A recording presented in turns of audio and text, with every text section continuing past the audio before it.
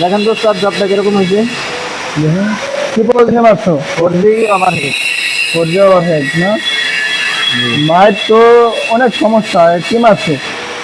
প্রথমত তোমার মায়ের এই লেয়ার যে প্রথমে দাগ দাও এটা পুরো সোজা রাখতে হবে। দেখছো আন্ডারগার্ড পড়ে গেছে, আন্ডারগার্ড। আর এই যে এইগুলা কি জানো? এগুলা কি জোড়া ওদিকে পরিস্থিতি পড়ছে, দেখছো পরিস্থিতি পড়ছে। এগুলো এরকম বললে তো চলবো না।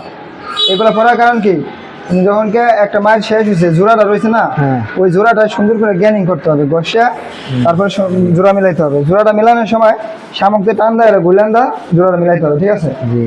আর এই যে দেখছো এই যে ওভারল্যাপ হয়ে গেছে, ওভারল্যাপ।